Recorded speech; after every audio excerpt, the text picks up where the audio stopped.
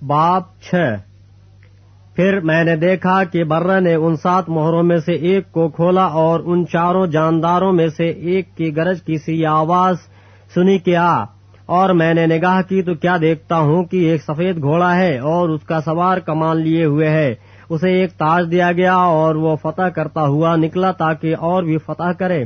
اور جب اس نے دوسری مہر کھولی تو میں نے دوسرے جاندار کو یہ کہتے سنا کہ آ۔ پھر ایک اور گھوڑا نکلا جس کا رنگ لال تھا، اس کے سوار کو یہ اختیار دیا گیا کہ زمین پر سے صلہ اٹھا لے تاکہ لوگ ایک دوسرے کو قتل کریں، اور اسے ایک بڑی تلوار دی گئی۔ اور جب اس نے تیسری مہر کھولی تو میں نے تیسرے جاندار کو یہ کہتے سنا کہ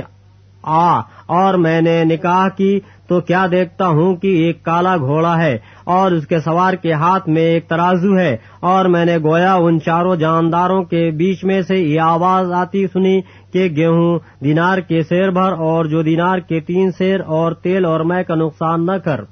اور جب اس نے چوتھی مہر کھولی تو میں نے چوتھے جاندار کو یہ کہتے سنا کہ آ،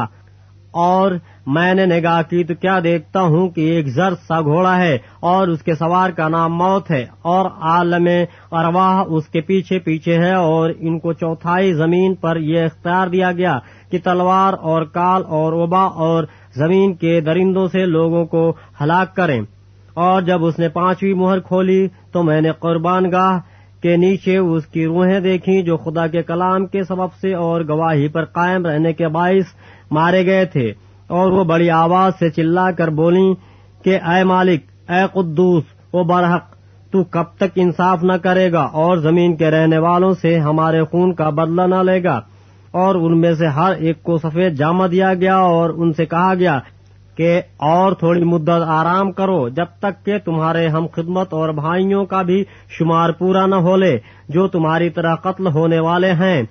اور جب اس نے 6ٹھی مہر کھولی تو میں نے دیکھا کہ ایک بڑا بھونچال آیا اور سورج کمبل کے مانند کالا اور سارا چاند خون سا ہو گیا،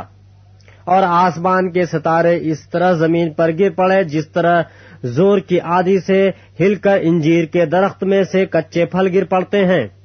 اور آسمان اس طرح سرک گیا جس طرح مکتوب لپیٹنے سے سرک جاتا ہے، اور ہر ایک پہاڑ اور ٹاپو اپنی جگہ سے ٹل گیا۔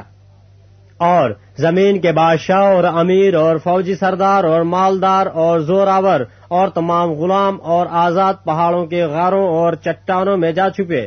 اور پہاڑوں اور چٹانوں سے کہنے لگے کہ ہم پر گر پڑو اور ہمیں اس کی نظر سے جو تخت پر بیٹھا ہوا ہے اور برہ کے غضب سے چھپا لو،